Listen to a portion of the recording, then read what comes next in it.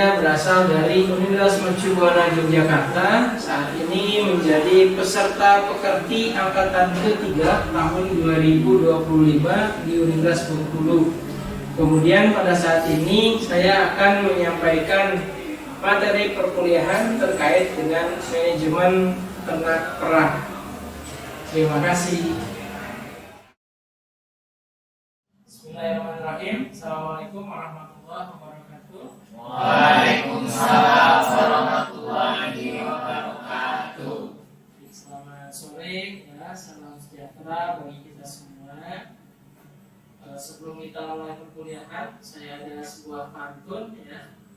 Jalan-jalan ke Jakarta, jangan lupa melihat wajah ya. Kemudian buat teman-teman semua, mari kita sama-sama belajar ya. Baik, sebelum kita melakukan perkuliahan pada sore hari ini, marilah kita berdoa menurut agama dan keyakinan kita masing-masing. Mudah-mudahan hari ini kita diberikan kelancaran dan juga mudah-mudahan perkuliahan hari ini bisa bermanfaat bagi kita semua. Doa dipersilakan.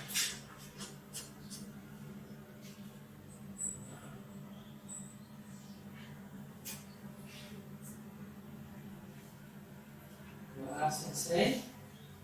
Oke, bagaimana kabarnya teman-teman pada sore hari ini? Baik ya. Ini yang paling jauh tempat tinggalnya dari mana ini? Dari mana? Sleman Utara. Ada lagi yang lebih jauh? Temanggung. Laju dari sana, Mbak. Ada lagi yang lain? Dari Sumatera. Naik apa tadi di sana? Naik kapal. Oke ya, karena biasanya mahasiswa percobaan itu jauh-jauh ya. Buat teman-teman semua, sudah siap ya untuk kita kuliah pada sore hari ini? Siap. Baik ya, kalau misal sudah siap, nanti mohon untuk mengisi presensi terlebih dahulu ya, seperti biasa. Silakan teman-teman bisa scan barcode yang ada di depan ya. Saya berikan waktu kurang lebih 2 menit ya, silakan.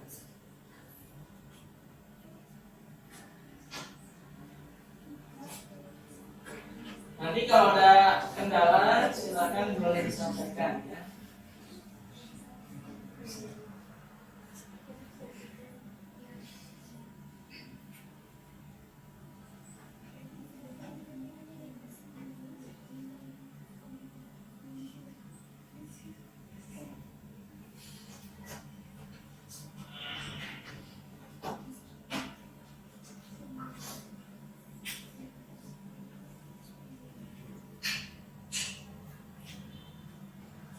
Sudah selesai? Ada yang terkena kendala nggak bisa masuk? Tidak ada Pak. Tidak ada, sudah semua ya? Ya. Oke, terima kasih. Kemudian kita lanjutkan.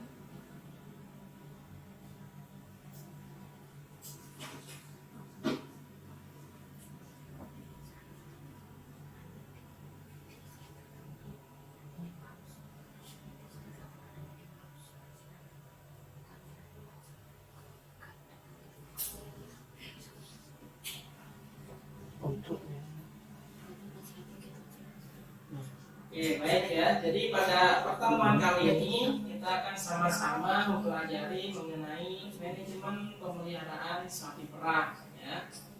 Nanti sebelum kita mulai, saya kira tidak perlu perkenalan lagi karena kita sudah pertemuan kesekian kalinya ya, teman-teman.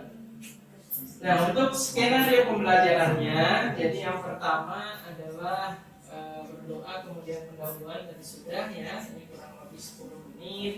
Kemudian penyampaian materi ini 30 menit, kemudian nanti diskusinya 40 menit, dan juga ada penugasan serta penutupan ataupun refleksi dari mata kuliah ini ya. Kemudian untuk tujuan pembelajarannya, jadi yang pertama adalah mahasiswa dapat menjelaskan manajemen pemeliharaan ternak perah secara komprehensif. Kemudian mahasiswa mampu menyusun analisis usaha peternakan sapi perah, dan juga mahasiswa dapat merancang industri peternakan sapi perah. Ya, jadi kurang lebih ada 3 ya, ini yang bisa teman-teman nanti pahami, kemudian teman-teman laksanakan nanti ketika teman-teman mengambil mata kuliah ini ataupun di materi kuliah hari ini ya. Kemudian selanjutnya, nah ini teman-teman silahkan bisa disiapkan untuk alat tulisnya ya. Silahkan ditulis dulu ya untuk soal ini. Nanti sebelum kita mulai masuk ke materi akan saya berikan 2 tayangan ya untuk video pendahuluan ya. Jadi silakan ditulis dulu untuk soal-soalnya. Ini ada yang pertama, apa jenis sapi yang ada pada video tadi, kemudian siapa inspiratif. Jadi silakan ditulis dulu ya. Sudah teman-teman? Oke ya, dan nanti juga teman-teman supaya untuk menambah pengetahuan dan juga wawasannya, ini teman-teman juga bisa mempelajari dari beberapa referensi yang lain ya.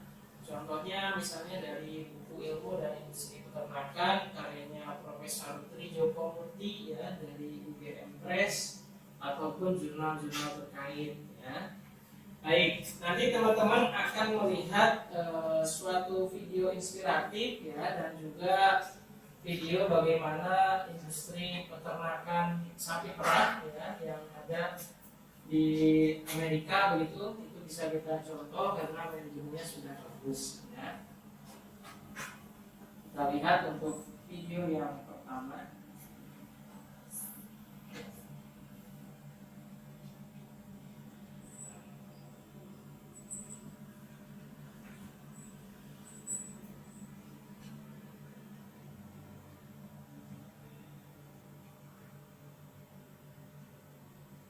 Ya, menunggu ada yang dulu.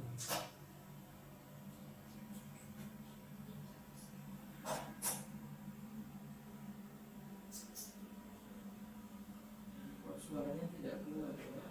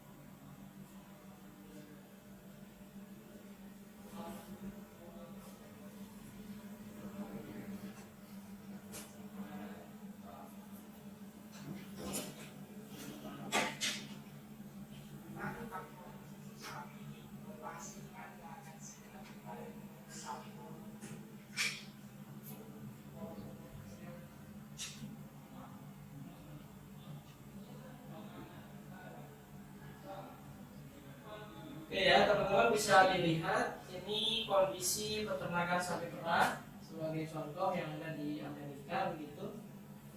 Jadi kalau di sana biasanya menerapkan manajemen pemeliharaan secara semi intensif ya, artinya semi intensif itu paginya digembalakan, kemudian untuk sore harinya itu dimasukkan lagi ke kandang ya, paginya dilakukan pengarahan, sore juga sama ya.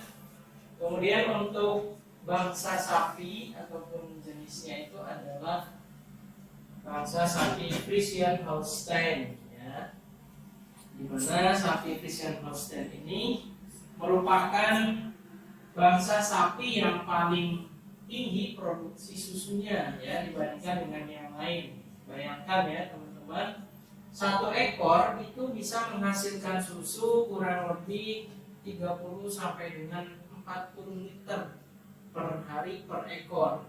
Nah kalau kita punya 100 ekor, sudah berapa ratus liter ataupun berapa ribu ya, sesuai dengan jumlah ternaknya gitu. Nah, kalau misalnya teman-teman ingin nantinya setelah lulus ya menjadi seorang peternak yang sukses, ini bisa jadi salah satu alternatif buat teman-teman apabila ingin membuka suatu usaha ya, karena kalau di Indonesia itu rata-rata pendapatan per ekor per bulan itu 1,5 juta ya. Jadi kalau misalnya mau pendapatannya 15 juta, teman-teman minimal memelihara 10 ekor sampai perah yang laktasi ataupun produksi ya. Begitu, itu 15 juta. Kalau misalnya ingin berapa juta, nah kalau seorang pengusaha kan tinggal mengatur mau berapa profitnya ya. Sehingga pengusaha itu kan penghasilannya tidak terbatas ya. Nah, ini contoh-contohnya. Jadi untuk siang harinya digembalakan tadi ya, sore harinya kemudian dimasukkan lagi ke kandang.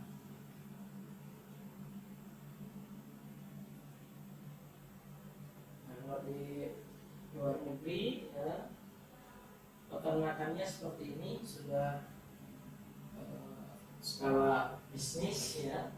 Jadi sapinya juga lebih dari 1.000 ekor. Kalau di Indonesia yang skalanya besar itu ada di Greenfield ya di Malang, kemudian juga di KPBS Pangalengan, kemudian ada KPSBU Lembang ya, kemudian kalau di Jawa Timur itu ada selain Greenfield KPSP Lampung Jajar ya. Kemudian kalau industri pengolahannya ada Frisian Flag, Lafto ya, kemudian juga ada Putrajaya dan sebagainya yang setiap hari kita jumpai di retail-retail yang ada ya. Itu yang dijual kan ada susu UHT, kemudian susu pasteurisasi, ada keju ya, dan juga yang lainnya.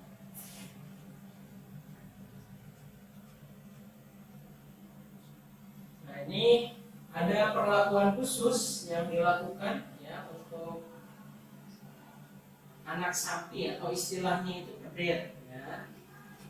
Jadi setelah lahir, kalau ternak itu biasanya dipisahkan dengan induknya ya. Kemudian diberi susu kolostrum itu hanya maksimal 2 minggu saja. Kenapa harus diberikan kolostrum? Ada yang tahu? Susu kolostrum pernah dengar? Kalau di manusia kan juga sama ya. Meskipun asinya itu sedikit, tapi yang paling penting adalah susu kolostrumnya itu harus bisa didapatkan ya, atau harus diberikan kepada si bayi ya. Nah, di ternak pun sama. Ada yang tahu kenapa?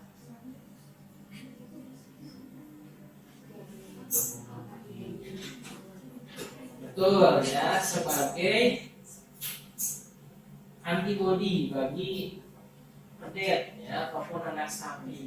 Karena kalau misalnya mendapatkan kolostrum dari induknya, maka nanti daya tahan tubuhnya akan lebih kuat, tidak mudah sakit ya. Kemudian juga nanti pertumbuhannya bisa lebih optimal begitu. Berbeda dengan yang tidak mendapatkan kolostrum, pasti akan antibodinya lemah, kemudian mudah terserang penyakit ya. Sehingga kolostrum ini sangatlah penting. Makanya ketika anaknya lahir ya, kemudian tidak langsung diperah si induknya. Biasanya 2 minggu pertama itu khusus untuk anaknya. Kemudian setelah itu, setelah 2 minggu baru full sudah diproduksi untuk kita ya. Jadi kita ini ya berbagi susu dengan si pedet ya. Malah paling banyak itu di manusia ya. Kemudian ada satu video lagi teman-teman. Ini ada salah satu pengusaha sukses ya yang ada di New Zealand. Mungkin teman-teman juga pernah mendengar namanya ya, atau bahkan sudah pernah bertemu ya. Nah, ada yang sudah pernah bertemu dengan orang ini? Belum? Itu ada namanya ya. Nah, beliau ini merupakan orang Indonesia ya, yang tinggal di New Zealand. Kemudian beliau itu mempunyai peternakan sapi perah dengan luas lahan kurang lebih 10 hektar ya, dan jumlah sapinya lebih dari 3.000. Jadi beliau ini sangat concern sekali di dunia peternakan, karena kebetulan beliau juga sekolahnya ya S2 S3-nya melanjutkan di New Zealand. Kemudian juga selain itu beliau concern di beberapa kegiatan amal ya. Jadi kalau misalnya persatuan pelajar Indonesia yang ada di New Zealand itu biasanya sering ke tempat beliau, dan juga khususnya untuk yang beragama Muslim ya, beliau itu di sana mendirikan masjid juga ya buat komunitas orang Muslim yang ada di New Zealand.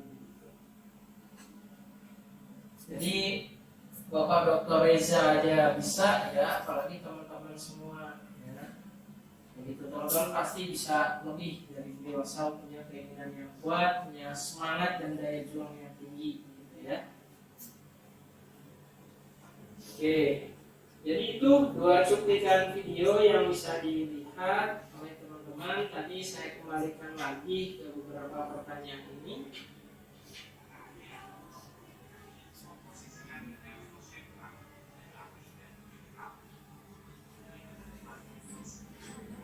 Oke, saya close dulu.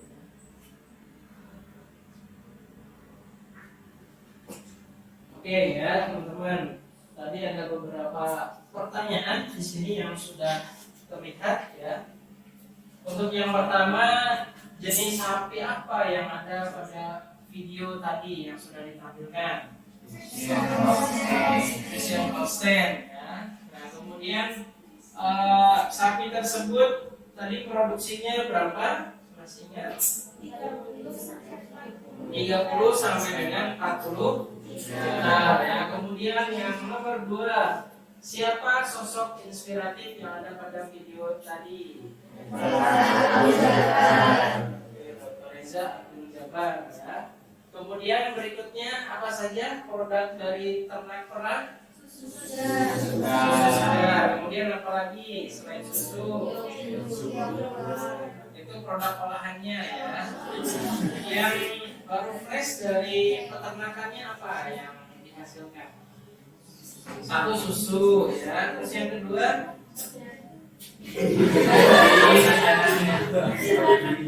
apa? Anak sapi. Oke, yang update-nya. Terus satu lagi. Itu ya jawabannya apa lagi? Daging ya. Kemudian apa lagi? Pupuk ya. Jadi ada yang cair, ada yang padat. Itu betul semua ya. Luar biasa. Tepuk tangan buat teman-teman semua. Ya, jadi itu ya sampai dengan nomor 3. Betul ya jawabannya. Kemudian kalau manfaat dari susu untuk apa? Untuk antibodi. Itu apa lagi? Untuk mengoptimalkan pertumbuhan tulang, apalagi? Apa? Menjaga tekanan darah. Terus apa lagi? Manfaat susu ya. Kalau buat pelajar untuk apa? Untuk meningkatkan kecerdasan ya. Kemudian apa lagi? Untuk mengoptimalkan pertumbuhan ya, khususnya untuk balita ya, ataupun yang berada pada fase perkembangan ya. Kemudian selanjutnya, nah baru nih ya, sebutkan 3 produk olahan dari susu. Nah yang tadi sudah terus mentega, es krim, susu, UHT dan sebagainya. Ternyata teman-teman sudah paham ya, sudah memakan jajanan tadi. Ada yang tidak suka produk susu? Suka semua. Mungkin ada yang intoleran ya terhadap susu. Ada ya. Oke. Baik ya, kita lanjutkan teman-teman. Tadi sudah menyimak video, kemudian juga sudah tahu ya beberapa hal terkait dengan video tadi yang sudah ditampilkan. Nah, baru kita masuk ke pendahuluan ya. Jadi untuk peternakan itu merupakan salah satu komoditas strategis ya yang saat ini diperhatikan oleh pemerintah ya, di mana sektor peternakan, pertanian, perikanan itu saat ini betul-betul sangat diperhatikan dan juga betul-betul dikembangkan dengan serius oleh pemerintah ya. Salah satunya adalah untuk mendukung nawacita presiden, yaitu untuk meningkatkan ataupun tercapainya swasembada pangan nasional ya. Kemudian selain itu turunannya ya ada juga namanya program MBG ya. Apa itu MBG? Makan bergizi gratis ya, dan ini sudah mulai dilaksanakan di beberapa wilayah. Tentu dengan adanya MBG ini ketahanan pangan kita itu harus betul-betul kuat ya, supaya semua program pemerintah itu bisa berjalan, dan tentunya tujuannya adalah untuk mencapai Indonesia Emas pada tahun 2045 ya. Jadi salah satu sektor yang diperhatikan adalah sektor ternak perah gitu ya. Ada yang tahu kira-kira di Indonesia itu saat ini penyediaan susunya itu sudah berapa persen? Ada yang tahu?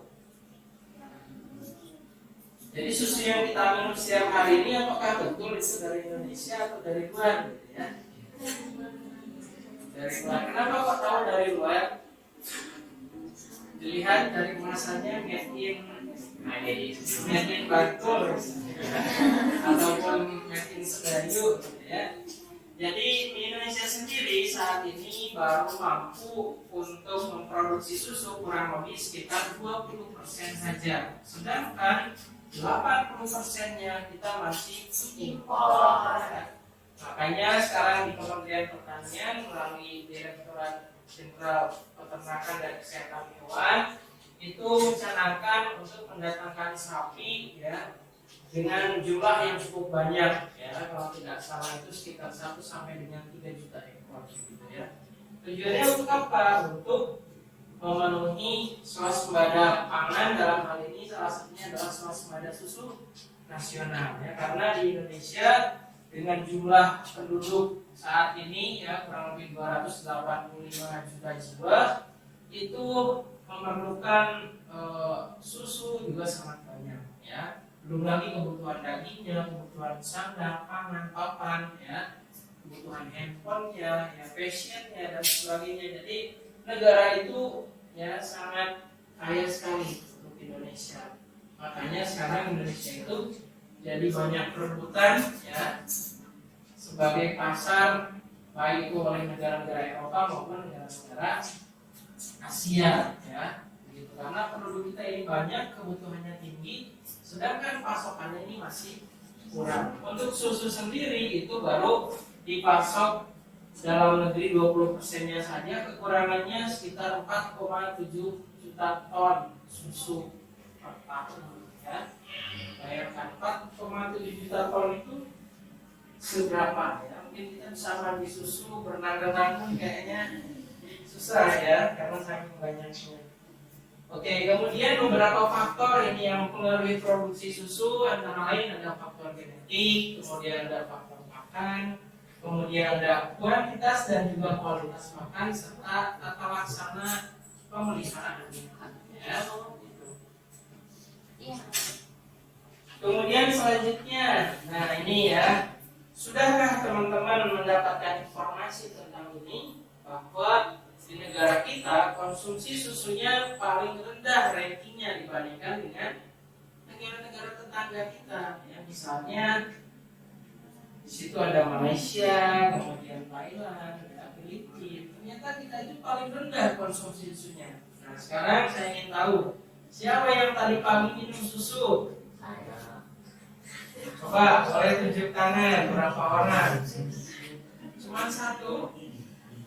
Nah, berarti valid ya datanya.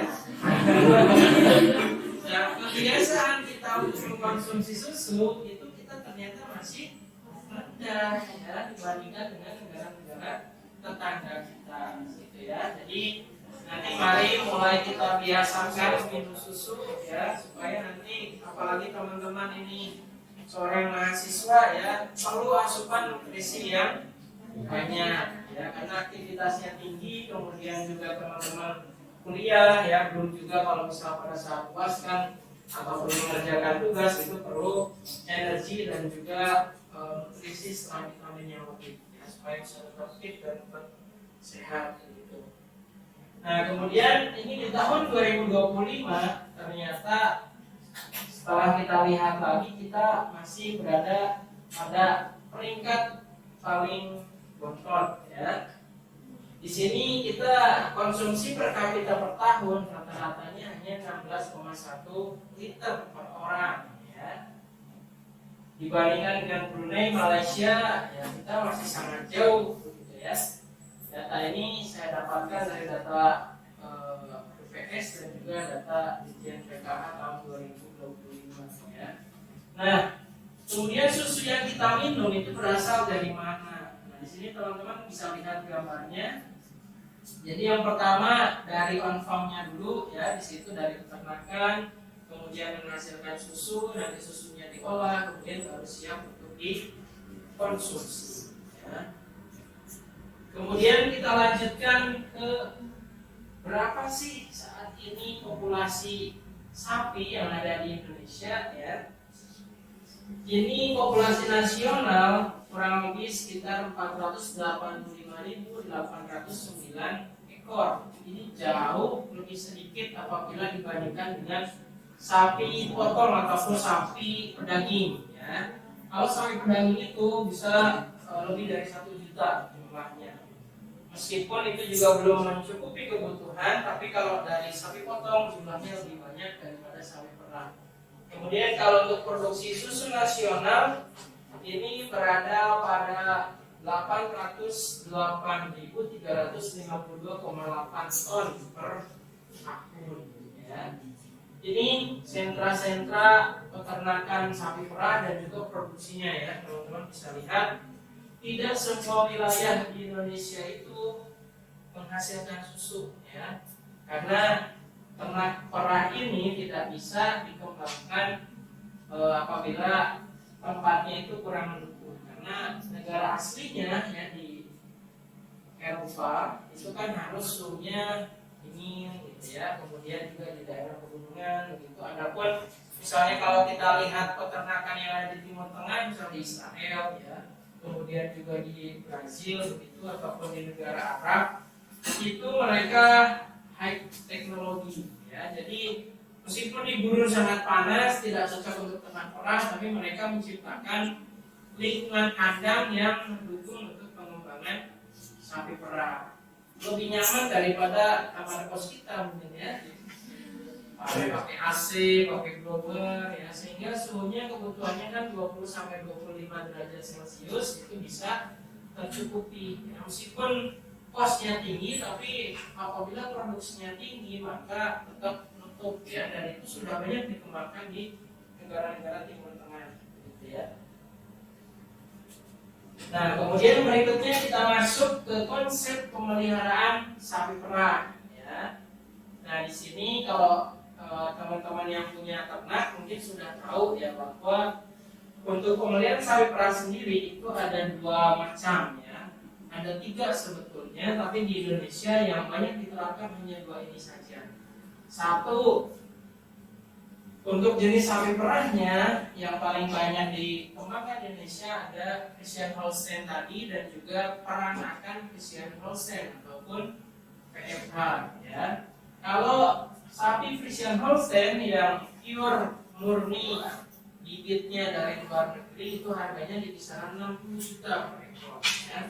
Sedangkan untuk yang PFH itu kurang lebih sekitar 20 sampai 25 juta. Jadi sangat jauh ya gapnya, karena produksinya juga beda. Kemudian ada lagi saat ini dicanangkan oleh pemerintah namanya sapi Girolando ya.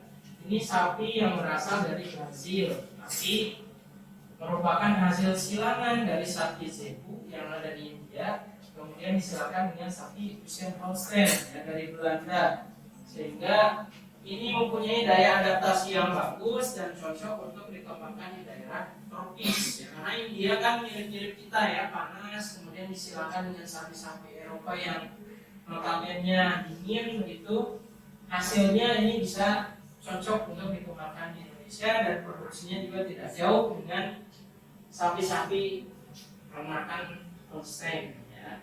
Nah, kalau untuk pola pemeliharaannya ada dua. Kalau di Indonesia ya ada intensif dan juga semi intensif.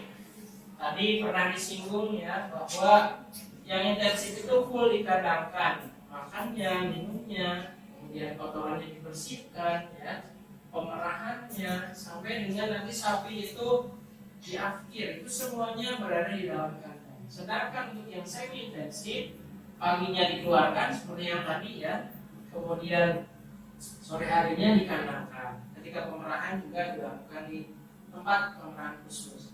Nah, ini karakteristiknya. Kalau yang intensif biasanya produknya itu diolah di IPS ya, ataupun industri pengolahan susu.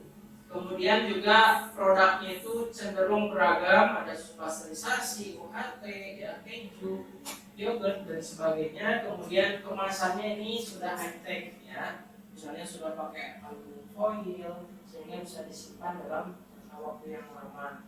Kemudian pendistribusiannya ini juga dalam partai yang besar, gitu ya. Kemudian kalau untuk yang kedua, ini biasanya pengolahannya hanya terbatas begitu karena ini biasanya jauh dari pemukiman penduduk di daerah pelosok juga, gitu ya. Kemudian produk susunya hanya sebatas pasteurisasi, kemudian juga kemasannya sederhana dan ini dikirim dalam jumlah yang kecil. Gitu. Nah, kalau untuk di model usahanya, nah ini yang dikembangkan oleh perusahaan-perusahaan besar, contohnya seperti Greenfield ataupun Putra Jaya ya. Ini sudah menerapkan model seperti ini, mega farm ya, ataupun peternakan dalam skala besar. Kandangnya ini ada yang kandang closed house ya, ataupun yang open. Kemudian juga terdapat gudang pakan, kemudian ada rearing unit. Rearing unit itu adalah tempat istirahat si sapi dan juga untuk makan ataupun minum ya. Jadi ada dua, misalnya makannya di sana, tidurnya di sini ya, jadi tidak dicampur. Kemudian ada juga ruang pemerahan modern, tadi teman-teman sudah lihat juga. Kemudian ada hijauan makanan ternak atau HPT ya. Kemudian ada water flushing, ini untuk mengepel lantainya ya. Jadi otomatis ketika sudah ada kotoran, maka nanti ada mesin otomatis ditarik dan dikasih air sehingga kandangnya tetap bersih. Kemudian ada silase ataupun hay, ini merupakan pakan yang dikeringkan ya. Selanjutnya dari hasil on farm ini nanti akan masuk ataupun menghasilkan susu segar ya, kemudian dicek kualitasnya. Mungkin dari teman-teman ada yang sudah tahu kalau kualitas susu segar yang baik itu berapa sih kandungan proteinnya, lemaknya ya. Kemudian berat jenisnya, mungkin ada yang sudah tahu? Silakan.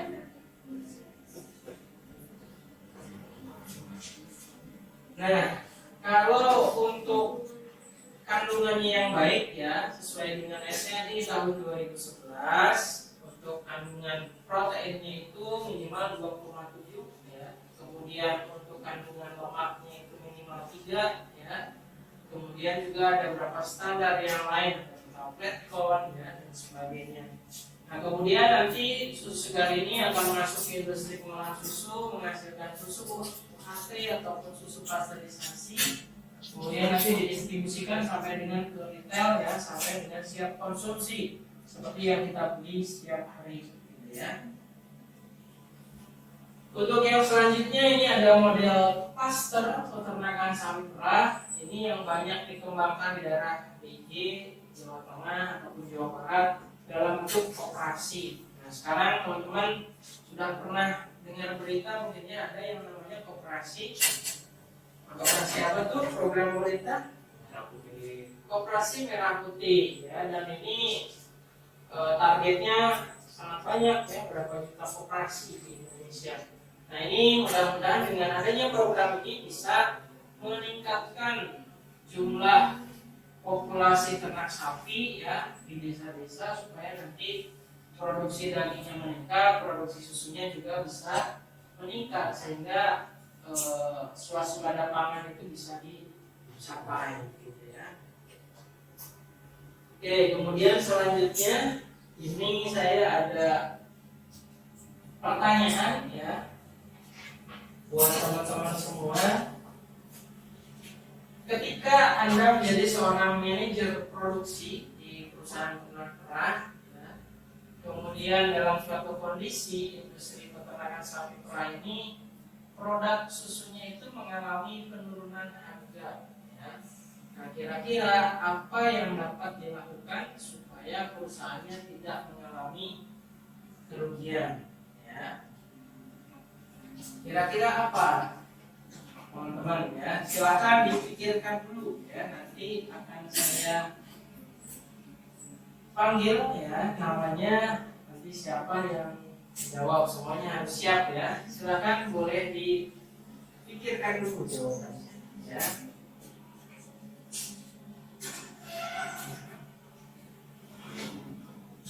Oke, kemudian kita lanjutkan dulu. Di sini ada pohon industri peternakan sapi perah ya. Yang namanya pohon industri itu berarti dari mulai hulu sampai dengan hilir. Dari hulu ada peternakannya, kemudian produk dari peternakannya berupa susu segar itu nanti dikumpulkan ya. Kemudian dilakukan proses pengolahan sampai dengan didistribusikan ke hilir sampai dengan siap konsumsi ya. Nah, di sini ada beberapa produk turunan daripada susu. Ada yang untuk makanan, minuman, ada yang untuk kosmetik juga ya, teman-teman. Jadi multi produk yang dihasilkan dari ternak perah ini ya. Ini ada contoh untuk analisa usahanya dengan skala 200 ekor ya. Jadi kalau investasi di ternak perah ini memang memerlukan biaya yang tinggi ya. Paling tinggi itu 70% untuk pembelian sapinya, karena tadi kita tahu jumlahnya sendiri satu ekor saja kan harganya 60 juta ya. Kalau yang maka kalau 100 ekor nah sudah berapa miliar ya. 1000 ekor tambah berapa lagi ya. Kalau untuk produknya sendiri ini yang sudah tadi teman-teman jawab ya, dari susu segarnya, penjualan induk ataupun penjualan jantan, kemudian juga penjualan pedet atau bakalan ya, kemudian juga penjualan pupuk baik yang cair maupun yang padat ya. Oke, silahkan saya berikan waktu dulu kurang lebih 2 menit ya untuk mempersiapkan jawaban yang tadi. Nanti akan saya pilih siapa nanti yang menjawab begitu ya. Nanti akan saya berikan nilai poin gitu. Silahkan bisa disiapkan dulu jawabannya.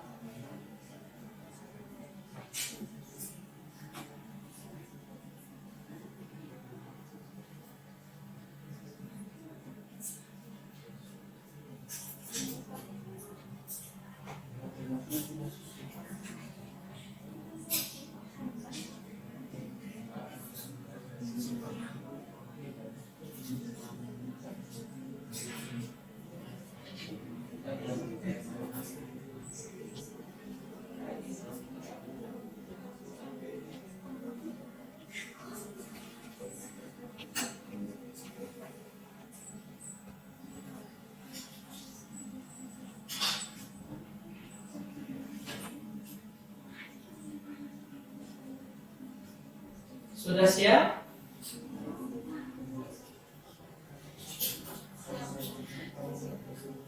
Sudah siap ya? Oke, baik ya teman-teman.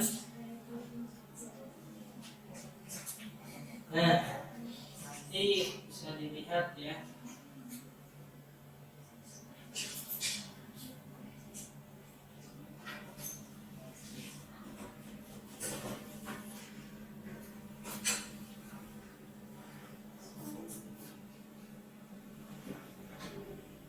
Oke, nanti yang namanya terpilih nanti silahkan bisa langsung menjawab ya. Oke. Nanti silahkan saja sesuai dengan ya.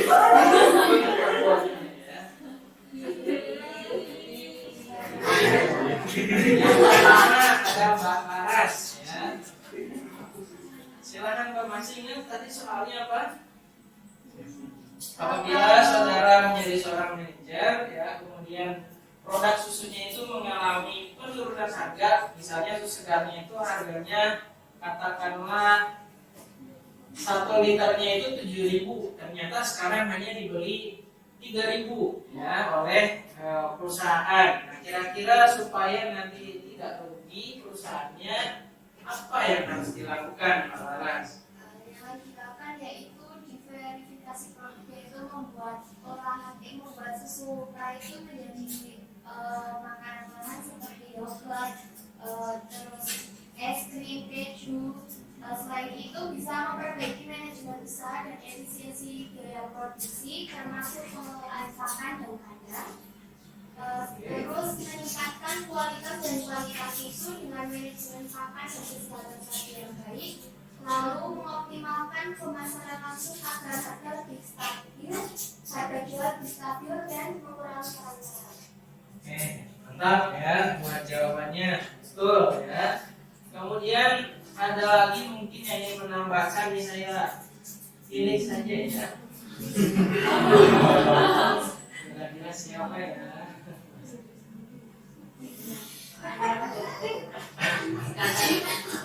Oke, Katarina ya. Silakan Mbak Katarina bisa menambahkan ya. Tadi kan sudah ada diversifikasi produk, betul ya, sehingga produknya bisa lebih variatif. Yang tadinya harga jual susu segar hanya 3.000, jika sudah diolah pasti akan lebih. Nah, ya. Apalagi? Silakan Mbak Katarina. Apalagi supaya perusahaannya tidak rugi ya. Kan seorang manajer tuh apa nih yang harus kita lakukan? Harga produk kita itu lebih murah ya. Jadi saya kira tidak berlaku hanya di produk peternakan saja ya. Ini ilmu ekonominya berlaku di semua produk ya. Apalagi kira-kira?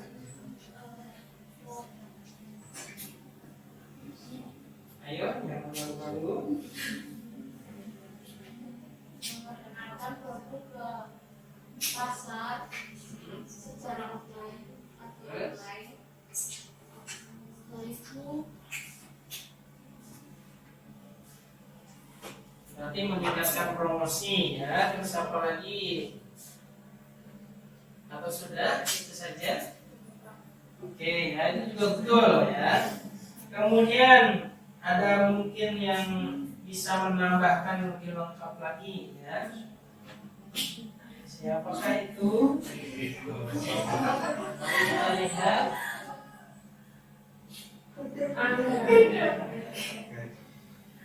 Oke. Silakan, Dada bisa menambahkan apalagi kira-kira? Melakukan kerjasama dengan koperasi atau UMKM. Oke, melakukan kerjasama ya. Terus apa lagi atau sudah? Sudah. Oke ya. Kemudian adakah yang ingin menyanggah ya, ataupun mungkin jawabannya berbeda dari teman yang sudah menjawab tadi? Sudah terwakili? Nah, jadi begitu ya. Betul jawabannya tadi, bahwa ketika harganya itu sedang turun ya, maka ada beberapa alternatif yang bisa kita lakukan. Satu, melakukan diversifikasi produk ya. Yang tadinya susu segar kemudian kita tampilkan dalam bentuk yang lain. Misalnya ada ya, susu pasteurisasi, susu UHT ataupun kopi susu ya. Di kafe-kafe itu kan juga memerlukan banyak susu bahan dasarnya. Kemudian selain itu juga bisa di kembangkan lagi, misalnya jadi tahu susu ya. Pernah makan? Ada permen susu ya. Nah itu kan banyak sekali produk turunannya. Kemudian kalau yang kosmetik itu ada apa tuh yang perempuan, produk kosmetik dari susu, masker susu itu lagi tren juga ya. Itu juga bagus buat kecantikan ya. Oke, kemudian mungkin satu lagi ya, saya ingin tahu siapa ya buat tambahkan lagi.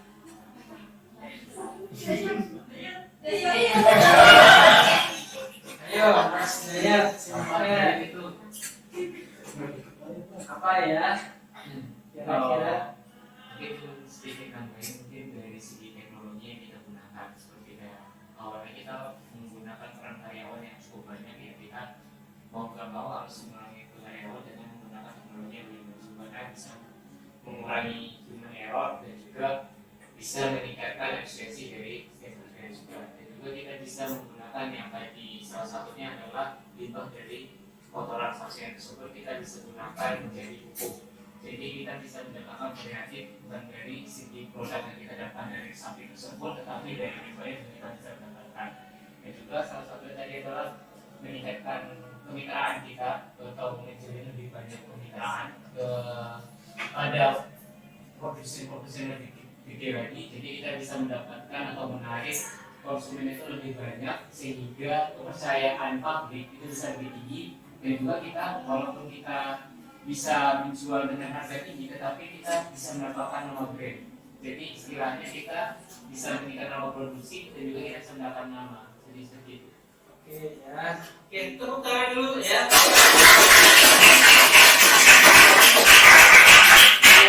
ya. Jadi yang tadi sudah menjawab itu kurang lebih calon-calon manajer ya. Karena mereka dibentuk jadi seorang sarjana itu paling tidak minimal itu nanti jadi seorang supervisor ya, dia jadi seorang manajer. Jadi daya analisisnya itu harus baik ya, harus punya kemampuan untuk berpikir kritis, kemudian juga bisa memecahkan suatu masalah ya, seperti kasus yang tadi sudah disampaikan gitu. Baik, kita lanjutkan lagi ke materi ya.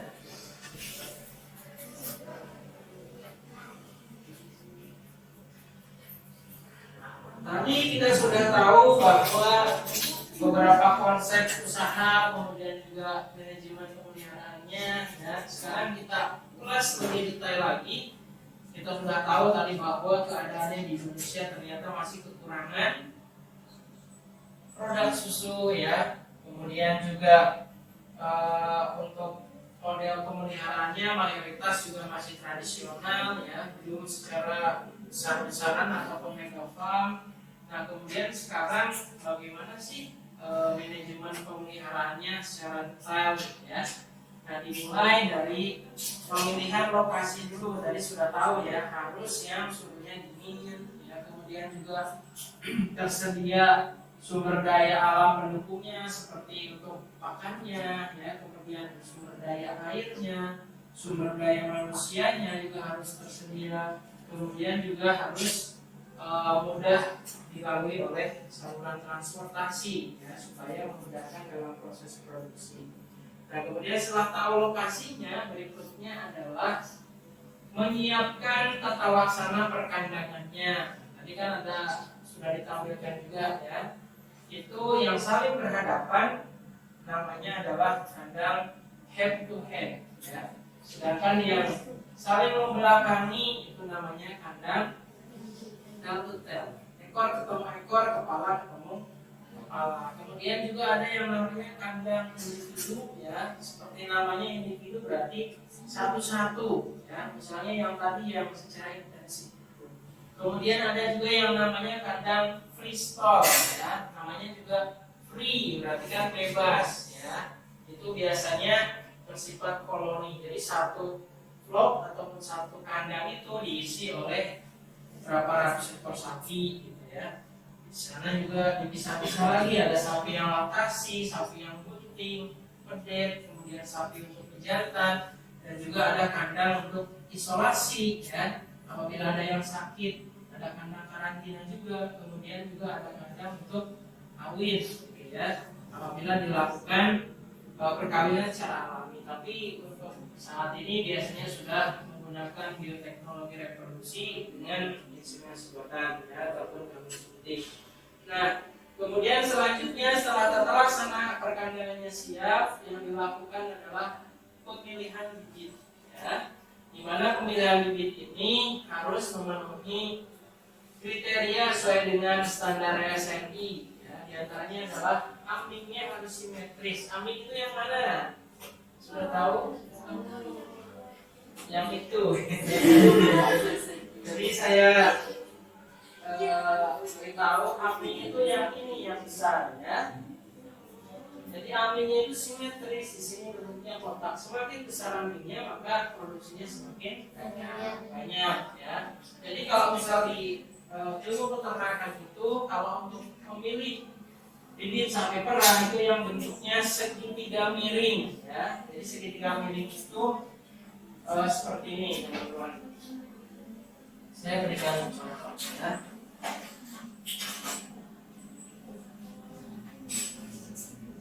Nah, ini relate nggak dengan sapi yang ada di sebelah kanan gambarnya?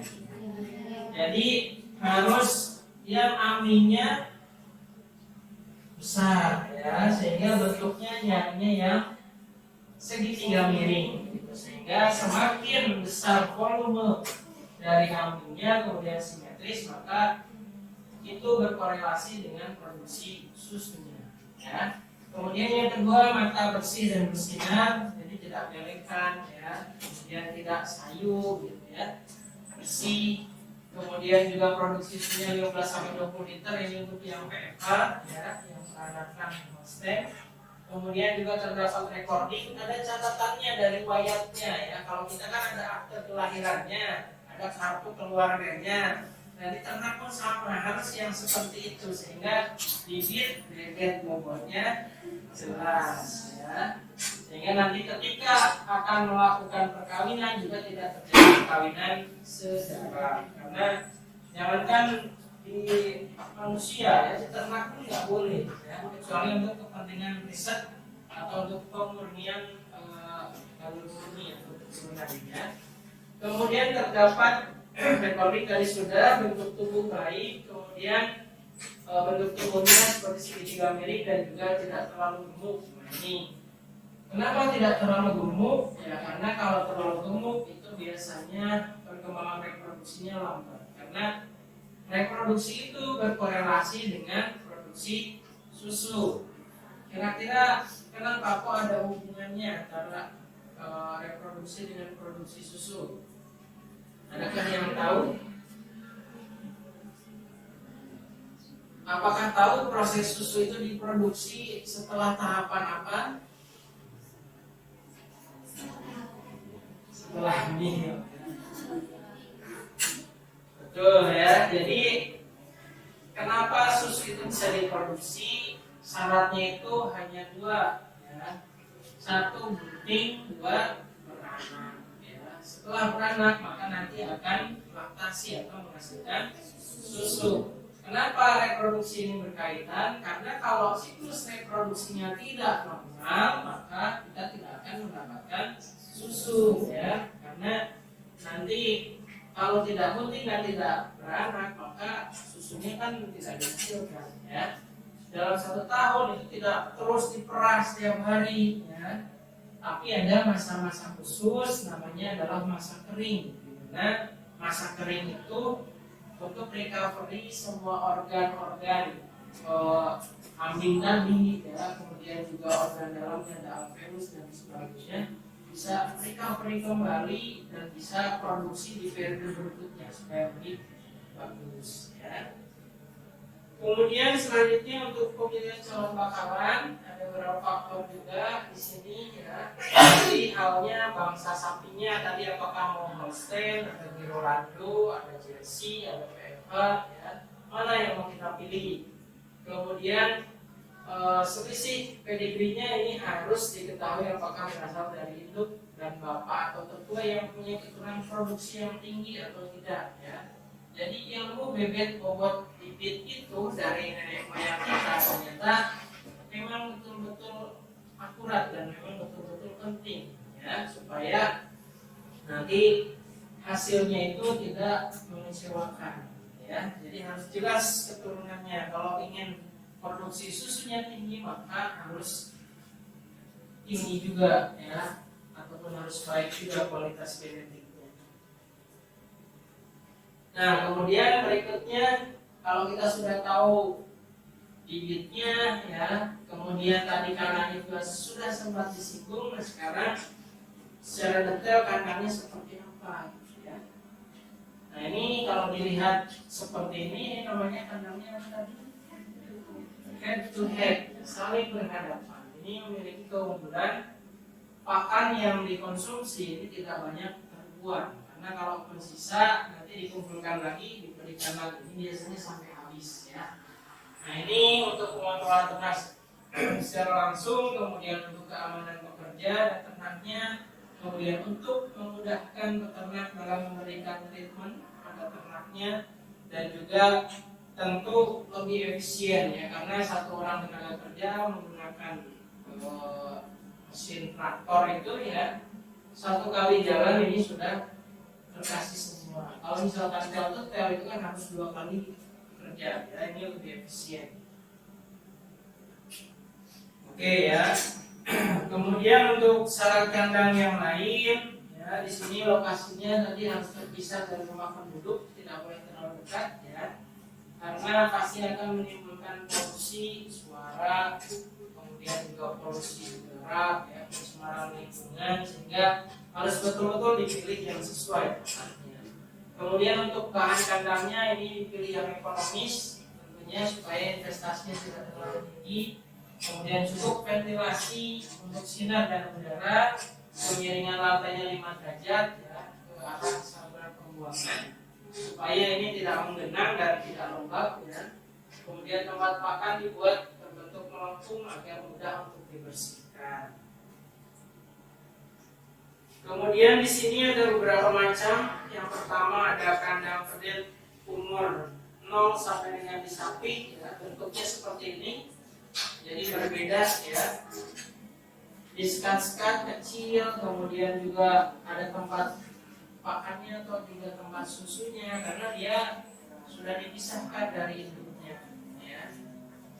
Kemudian di sini juga dikhususkan untuk pedel saja. Setelah nanti besar maka mereka dipindahkan ke kandang bakalan ataupun kandang sapi yang darah ya. Nah ini untuk kandang yang darahnya seperti ini contohnya.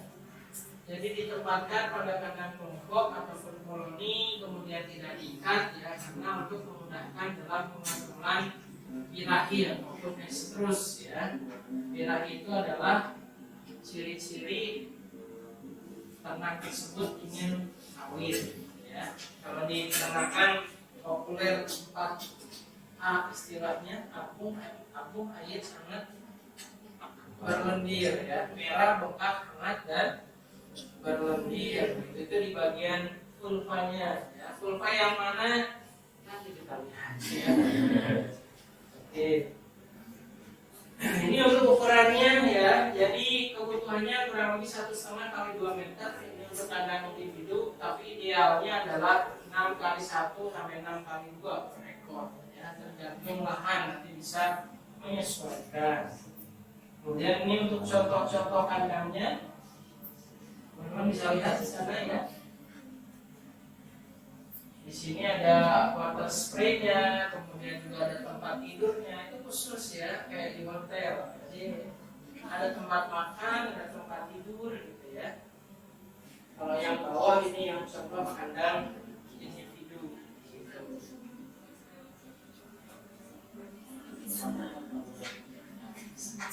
Kemudian berikutnya, setelah tata laksana pemeliharaan ini teman-teman ya, jadi nanti teman-teman juga harus mampu memahami dan menjelaskan dari bagaimana pemeliharaan ini mulai dari awal persiapan produksi sampai dengan panen, pasca panen serta analisis usaha. Ya. Ini tadi sudah sempat disinggung juga bahwa ketika pemeliharaan pedet itu, ya, jadi susu normal diberikan pada minggu kedua sampai ke-6, ya, untuk menjelang beranak, kemudian diberi pakan tambahan yang cukup. Tadi utamanya adalah di 2 minggu pertama yang harus diberikan kolostrum. Nah, kemudian kolostrum ini diberikannya berapa? Cukup 6% saja dari bobot lahir. Jadi misalnya bobot lahirnya 40 kilo, ya, kebutuhannya kan 10% bobot badan berarti 4 kilogram. Nah, ini hanya 6%-nya saja dari itu, ya. Kemudian susu normal diberikan pada minggu kedua sampai ke-6 sebanyak 10% dari berat lahir. Jadi berangsur ataupun bertahap, ya. Kemudian selanjutnya ini untuk mekanisme pemberiannya. Jadi kolostrum itu, ya, dikeluarkan dari kambing sapi, ya, ataupun di ternak. Kemudian biasanya berwarna kuning, ya, karena itu full nutrisi, ya, di situ. Kemudian juga full antibody untuk si pedetnya. Nah, di sini diberikan dalam waktu yang infinitum ataupun harus selalu tersedia, ya. Ketika pedetnya ingin menyusu, susunya harus ada, ya. Kalau bayi aja kan nangis gitu, ya. Nah, kalau di pedet pun kalau tidak ada susu nanti kasihan lapar, ya. Jadi harus selalu tersedia. Kemudian untuk mekanisme pemberiannya di 1 jam pertama ini setelah patus, ya, diberikan sebanyak 2 liter. Kemudian 4 sampai 5 jam kemudian ini diberikan 1 liter. Kemudian 4 sampai 5 jam berikutnya lagi 1 liter, dan selanjutnya ini diberikan 3 kali sehari. Gitu, ya. Jadi kurang lebih prinsipnya yang sama dengan manusia, ya. Nah, ini tadi pentingnya pemberian kolostrum juga sudah disampaikan, ya, untuk meningkatkan antibodi dan juga yang lainnya. Kemudian kolostrum ini juga saat ini tidak hanya untuk pedet, ya, tapi sudah ada juga yang memproduksi pasteurisasi dari kolostrum, ya, karena ini padat nutrisi, ya, sangat kaya sekali nutrisinya, dan harganya pun lebih mahal.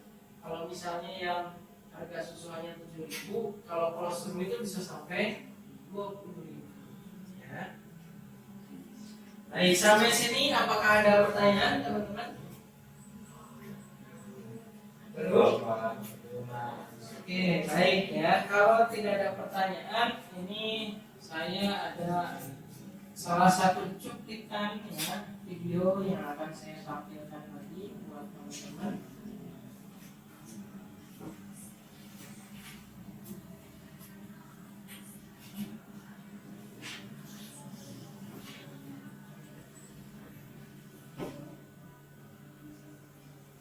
Ini suaranya kan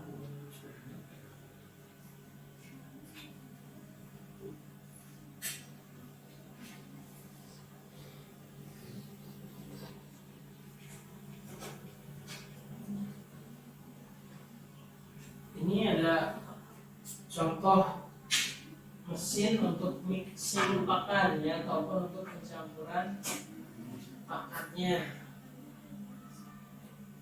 Nah, yang tadi dijelaskan seperti ini. Jadi 1 kali jalan itu kalau menggunakan yang head to head itu bisa langsung diberikan semuanya. Kalau ada yang tercecer ke tengah maka dialihkan lagi.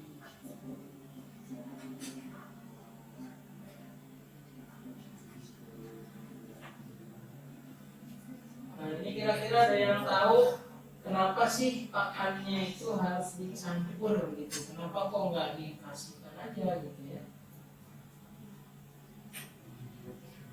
Oke, simpan dulu jawabannya. Nanti kita ganti lagi siapa yang menjawab.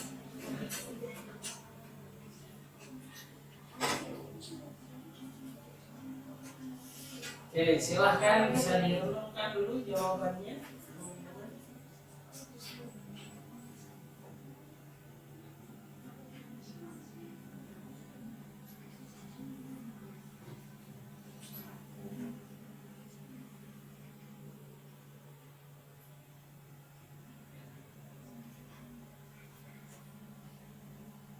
Sudah siapkah?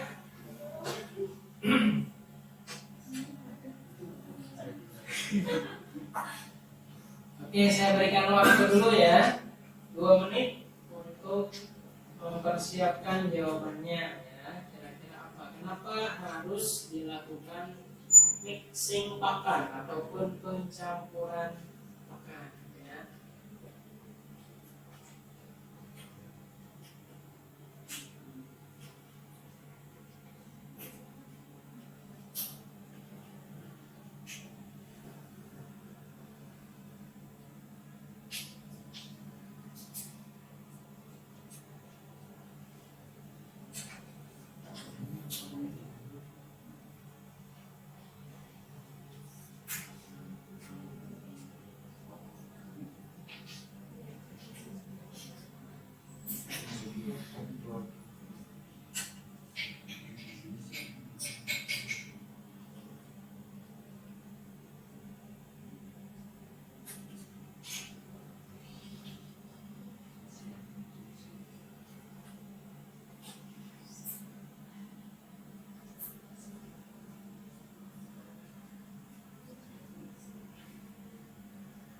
Sudah siap?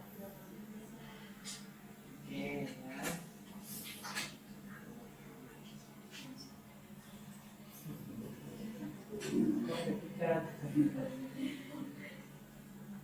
Oke, kita mulai ya. Yang pertama ini siapa? Kalau tadi yang sudah biasanya nggak dapat lagi.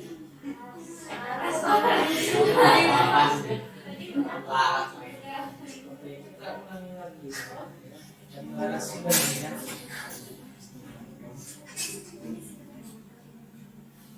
Ayo, siapakah yang berikutnya?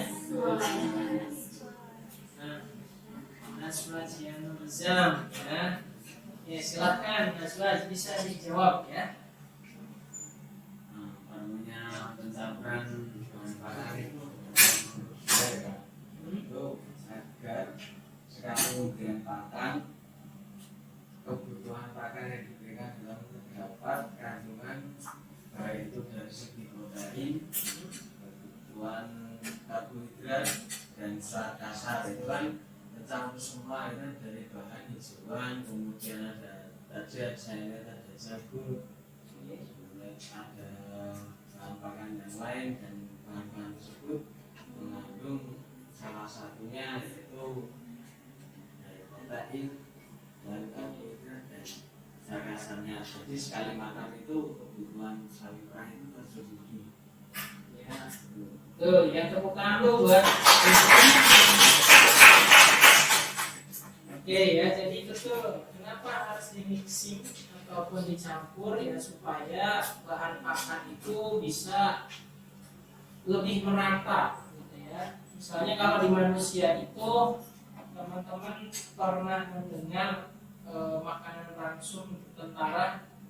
Nah, ransum itu kan makanannya sudah di mix ya dengan segala macam bahannya, ada daging, di situ ada sayuran, ada nasi, dan gizinya itu sudah dihitung ya. Nah, sebetulnya di jurusan peternakan dan jurusan gizi ataupun teknologi pangan itu sebetulnya mirip-mirip. Mereka membuat suatu formulasi. Kalau di peternakan itu bahan pakan ya, kalau di ilmu gizi atau di teknologi pangan itu adalah bahan pangan ya. Kalau di peternakan itu peruntukannya untuk ternak ya, kalau di ahli gizi dan juga di pangan itu untuk manusia ya. Ilmunya sebetulnya sama gitu ya. Oke, kemudian selanjutnya saya ingin tahu juga jawaban dari yang lain ya. Kita putar lagi. Siapakah itu? Kamel ya, silahkan Mbak Kamel ya. Pencampuran bahan pakan sendiri itu bertujuan untuk meningkatkan produktivitas ternak, terus menjaga kesehatan ternak, terus mengurangi biaya produksi. Kalau untuk produktivitas ternak itu misalnya tadi ada pada konsentrat berupa jagung yang disampaikan oleh nasi hijau itu kan ada beberapa konsentrat yang sudah terdiri dari protein, energi, mineral. Nah di situ bisa juga ya yang bertujuannya tadi untuk meningkatkan produktivitas ternak. Oke, ya. Beri tepuk tangan dulu buat. Oke, kemudian selanjutnya nungguin ya. Oke ya, sebelum kita lanjut, ini saya akan memperlihatkan satu tanyaan lagi. Kalau tadi kan keadaan kondisi peternakan di luar negeri di Amerika ya. Nah ini kondisi peternakan yang ada di negara kita. Ini kebetulan tempatnya di KPBS Pangalengan di Kabupaten Bandung ya. Yang saya lihat suasananya tentu berbeda antara negara subtropis dan juga tropis ya. Ini kalau kakak tingkat saudara dulu banyak yang magang di sana, entah itu yang THP ataupun yang di peternakan juga sama ya, dari Fakultas Agroindustri. Peternakan itu di on farmnya, di pabrik pakannya. Nah, kalau yang dari TP itu biasanya di pabrik pengolahan susunya, karena di sana juga skalanya sangat besar ya. Di sana jumlah populasinya sekitar 11.000 ekor ya, yang diikuti oleh anggota koperasinya itu kisaran 5.000 anggota.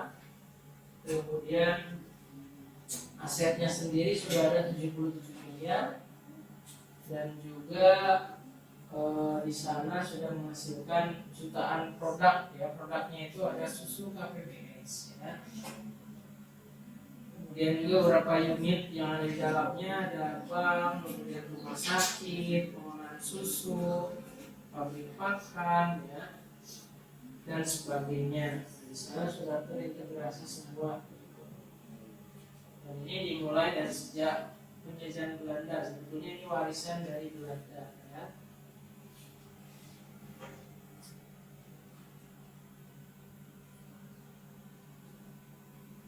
Jadi kalau di sana itu sudah terdigitalisasi semua, ya. Jadi di telinga sapinya itu sudah ada barcode-nya. Jadi sapi si A ketika di scan itu langsung muncul riwayatnya, ya. Yaitu produksinya berapa, bapaknya siapa, pernah sakit apa saja, anaknya berapa, ya. Sampai dengan dokter hewannya nanti siapa, gitu. Produksi susunya berapa itu ada semua database-nya. Nah, ini kalau yang mau magang di pengolahan susunya atau di on farmnya juga bisa. Di sana lengkap sekali. Ya. Daerahnya dingin, dekat dengan kebun teh, dekat Gunung Wayang. Ya.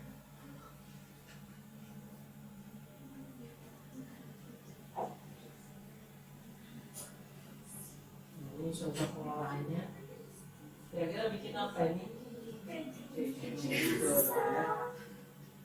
Nah ini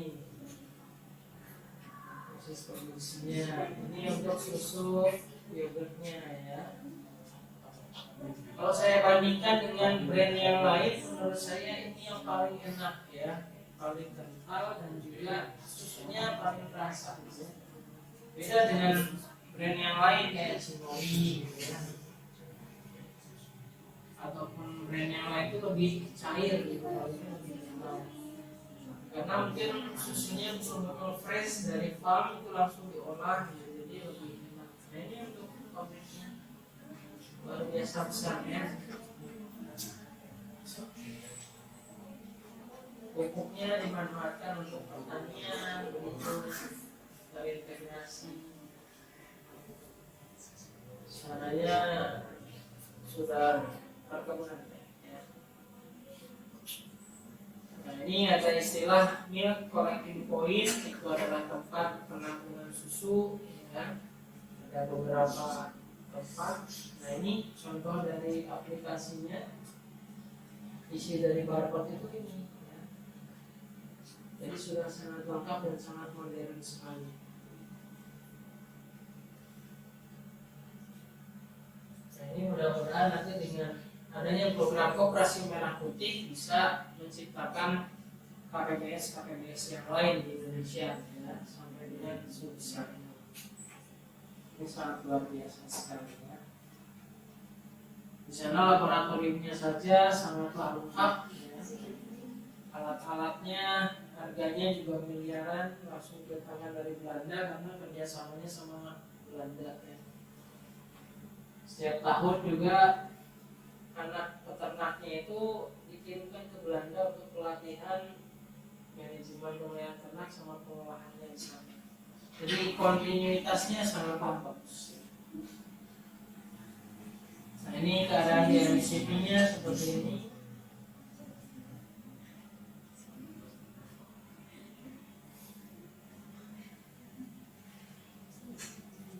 Langsung di scan, langsung muncul, ya, punya siapa.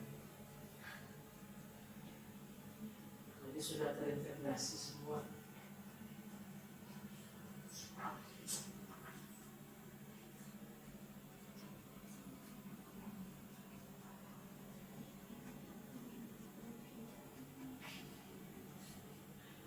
Ini sampai pengolahan limbahnya pun ini sudah sangat bagus, ya.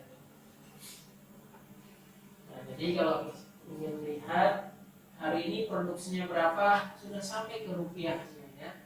Hari ini misalnya panen katakanlah 50 liter, sudah keluar hasilnya, protein sekian, kemudian juga berat jenisnya sekian, lemaknya sekian, sampai dengan ke harga, ya. Jadi tahu, tidak bisa misalnya bapaknya berangkat terus bilang ke istrinya, wah aku hari ini hanya 500.000 misalnya. Nah, coba lihat aplikasinya, ternyata di situ 3 juta misalnya. Gitu. Jadi sudah terlihat semua. Jadi sudah terlihat hanya dengan menyekan seperti itu. Kartunya ini BPJS. Oke, jadi ini untuk menambah wawasan kita ya bahwa di Indonesia pun sudah modern juga, tapi mungkin skalanya dan kulturnya berbeda dengan yang di Eropa.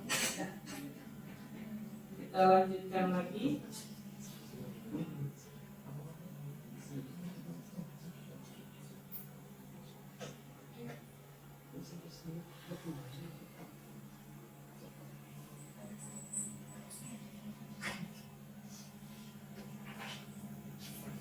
Oke, ya, tadi kita sudah lihat beberapa hal, ya, yang berkaitan dengan produksi dan juga kondisi di peternakan kita. Kemudian berikutnya ini untuk manajemen pemeliharaan lanjutan di umur 2 minggu ini diberikan pakan hijauan.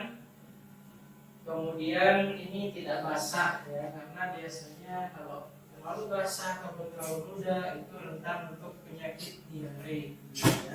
Jadi yang sedang-sedang saja, tidak terlalu muda dan juga tidak terlalu tua. Kemudian untuk penanganan pedet setelah lahir, ini biasanya lendirnya dibersihkan, ya. Kemudian kalau yang alami itu kan dijilati si induknya, dimakan. Cuma biasanya kalau saat ini para medis veteriner ataupun dokter hewan itu biasa langsung dibersihkan menggunakan handuk, gitu, ya. Kemudian juga dipotong dari pusatnya, kemudian setelah kuat berjalan dipisahkan pada kandang tersendiri, kemudian diberi susu kolostrum, ya, sesegera mungkin di 24 jam pertama.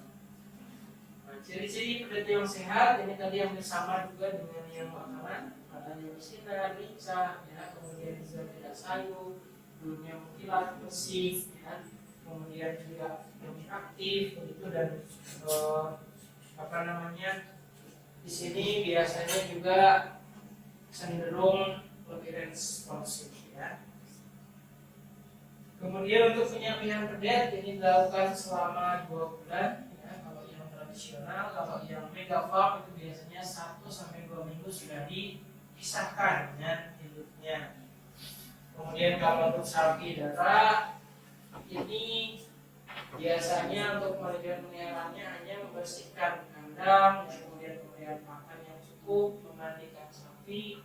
Kalau sudah produksi ini dilakukan pemerahan, ya, kemudian exercise dan juga recording. Exercise itu jalan-jalan, ya.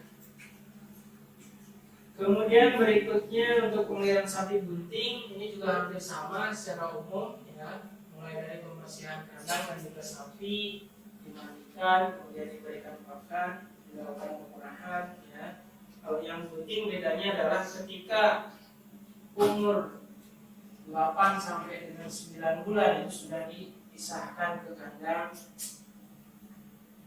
Kenapa tadi masih ingat?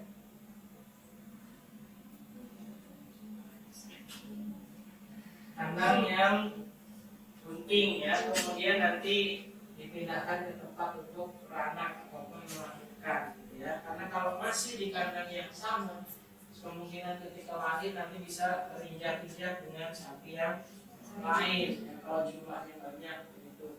Nah, ini beberapa hal yang perlu diketahui juga, bahwa beberapa bangsa ini memiliki lama keguntingan yang berbeda ya. Ini ada beberapa bangsa, ada Friesian Holstein, ada Jersey, ada Guernsey, ya, ada Brown Swiss, dan juga yang lainnya itu memiliki umur yang berbeda ya. Mungkin hitungan hari saja yang berbeda ya.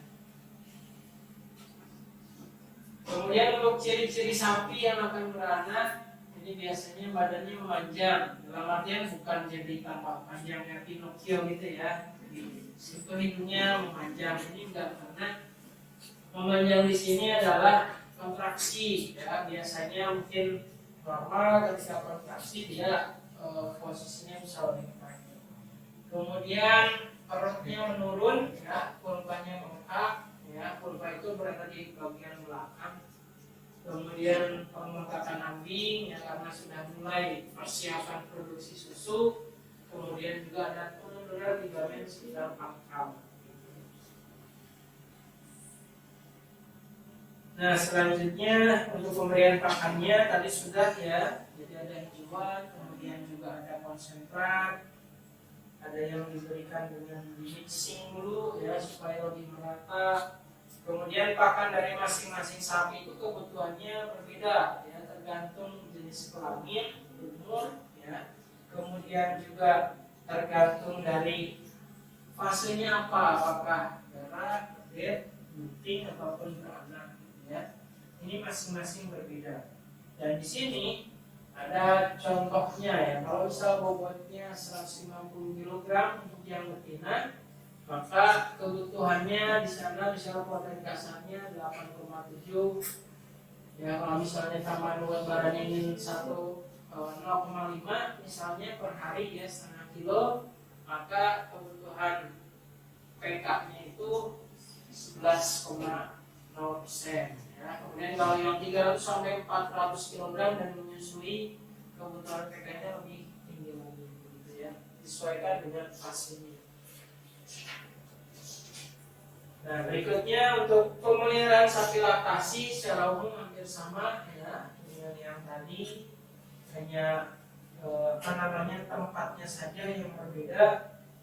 Kemudian untuk kandungan nutrien susu ini ya, teman-teman bisa lihat perbedaannya antara sapi, kambing, manusia, domba, kuda, dan juga babi ya. Kalau kita bandingkan dari beberapa macam susu ini ya, yang paling tinggi kira-kira yang mana? Kalau lihat di depan ini, yang paling tinggi kandungan proteinnya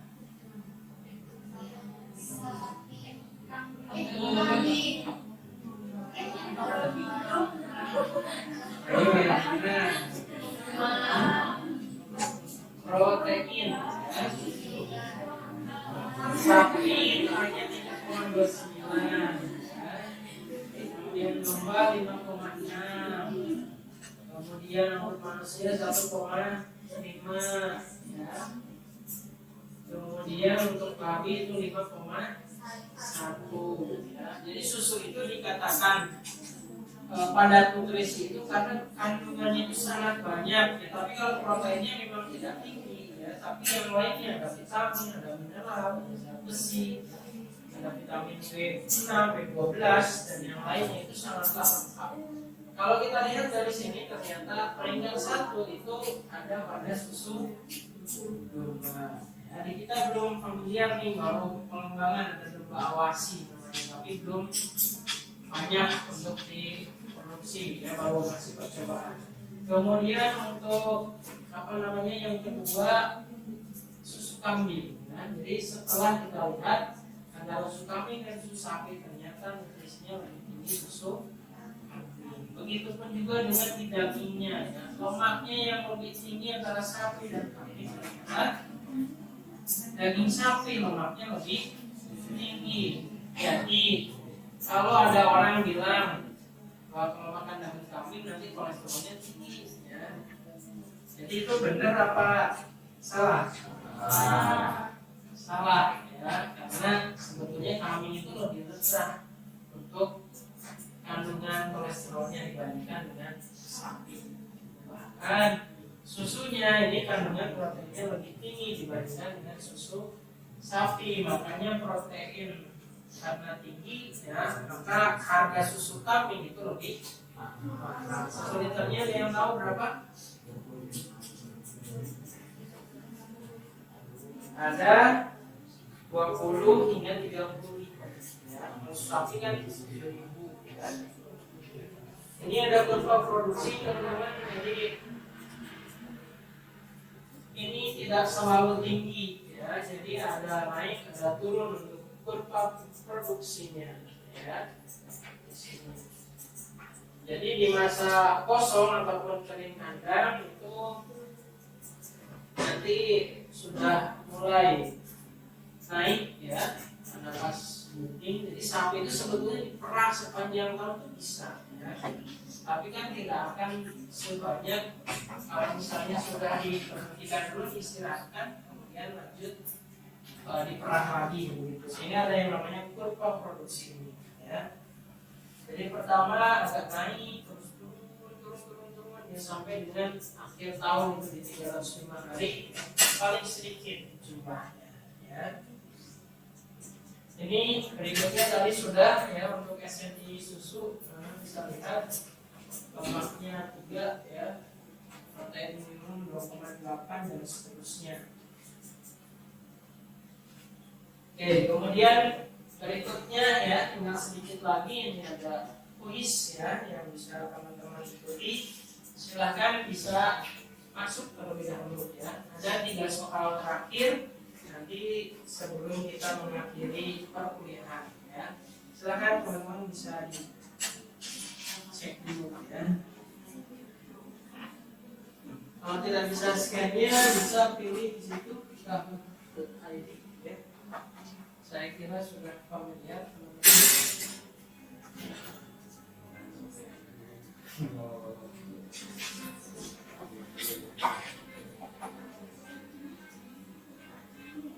Nah, ini ada Winda, ada Grace, ya, sudah masuk.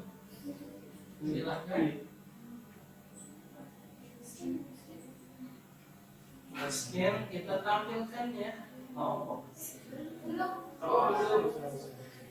Sini ada juga. Nah, sudah muncul, ya. Tampil, dan yang lainnya, ya. Oke, silahkan, ya.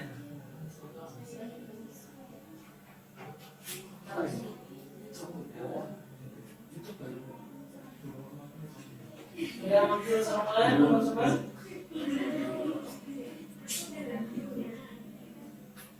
Nah, itu yoga, itu apa itu karakternya? Rizam, karakternya kambing, ya. Yoga, Cikui, ya.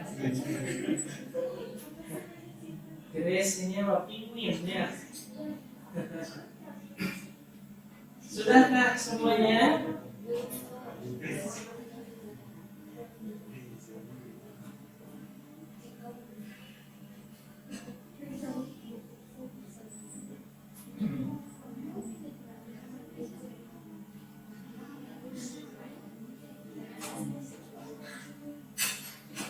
Oke, sudah semua, ya. Kita mulai untuk kuisnya. Adakah yang belum bisa masuk?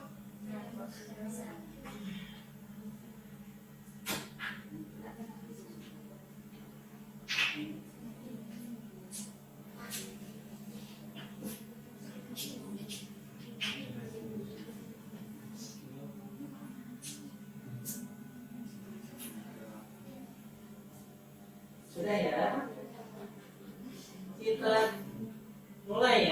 kuisnya. Soalnya hanya 3 saja teman-teman, dan saya kira mudah ya. Tadi sudah paham juga sebagian ketika dijelaskan.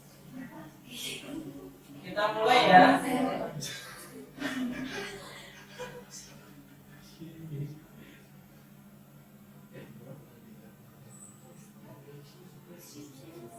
Oke, siap-siap teman-teman. 3, 2, 1, mulai.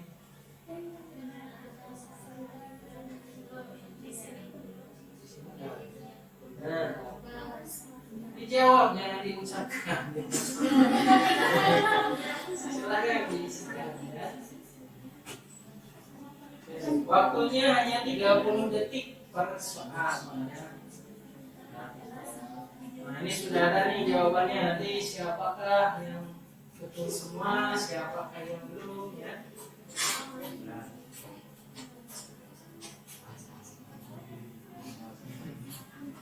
Oke, silakan. Nah, betul semua ya. Oke, kemudian kita lanjut ke soal yang kedua ya. Sudah semua ya, sudah diisi ya.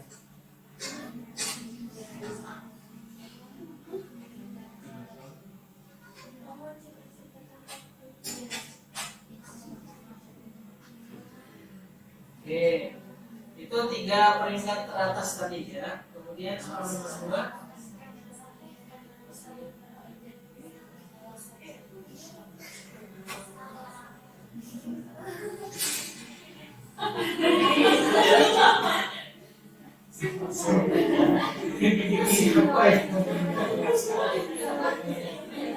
Yang ini jawabannya adalah salah ya, karena ada beberapa macam ya, atau beberapa tipe ya. Oke, ini peringkat satunya Faris ada Winda ya. Ini ada naik 4 posisi nih Yoga nih, pendaki paling tinggi katanya ya. Kita masuk ke soal yang terakhir.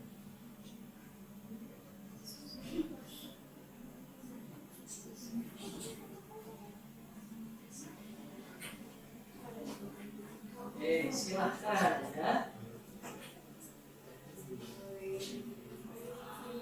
Nah, terus semua ya. Lihat sekarang siapakah yang peringkatnya paling tinggi.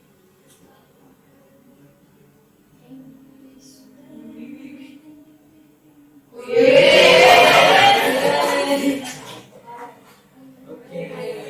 yes, dan juga siapakah itu? Ya.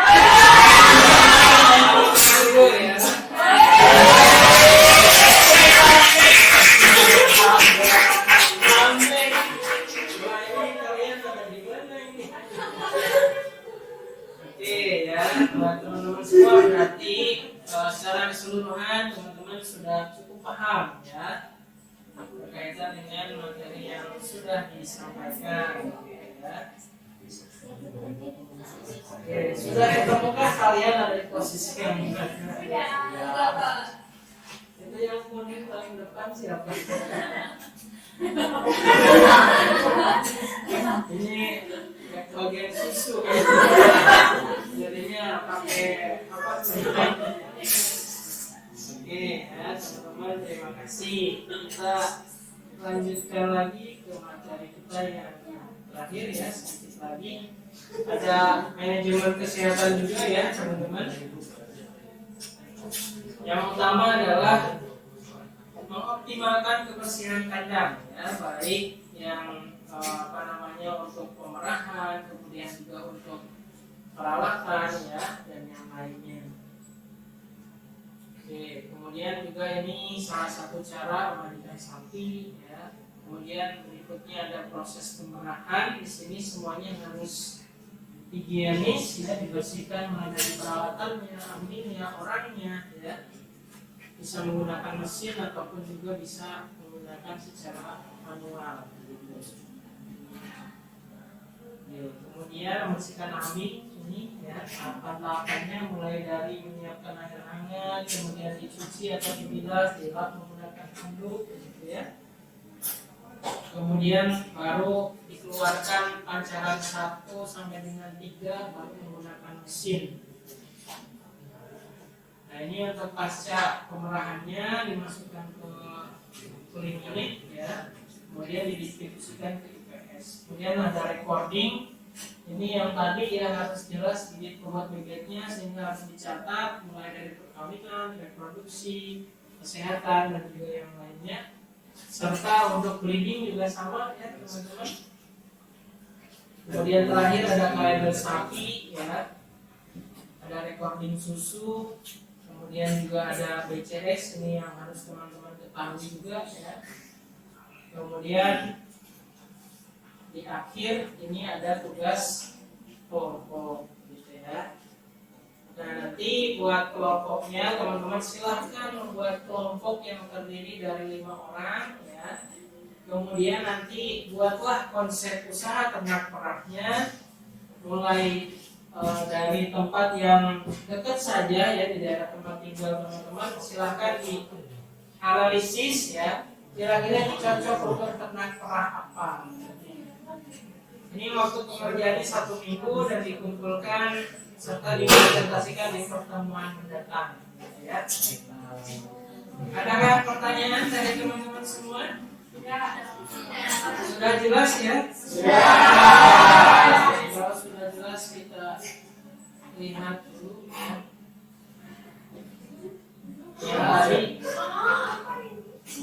Ini nanti teman-teman mohon untuk memberikan kesimpulan ya yang teman-teman dapatkan dari ya.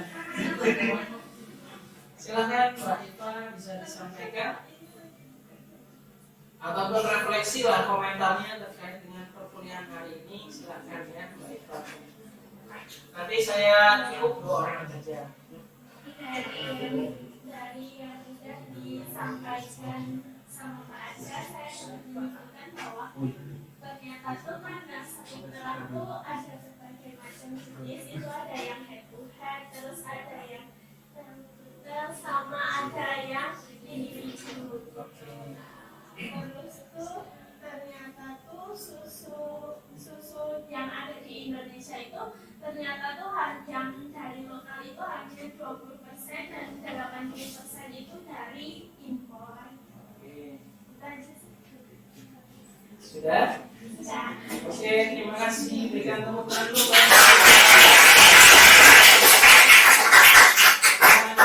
Lagi ya. Siapakah itu?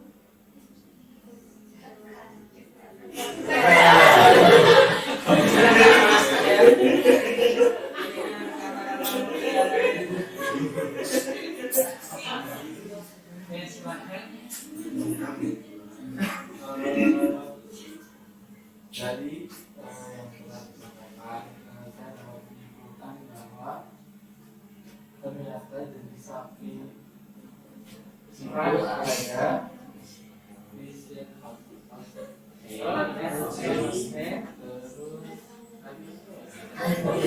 Ada jersey ya, jadi dia itu lapis papan. ini Orlando tadi ya. Oke ya. Pegang pos dulu ya.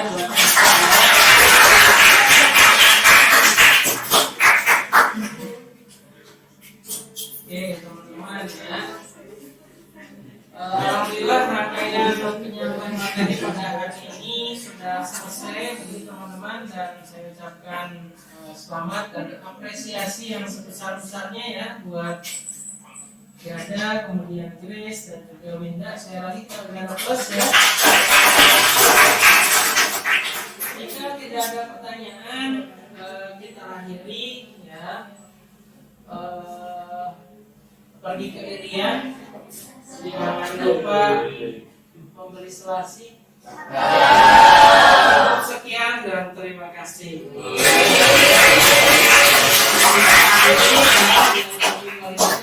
Assalamualaikum warahmatullahi wabarakatuh. Waalaikumsalam warahmatullahi wabarakatuh.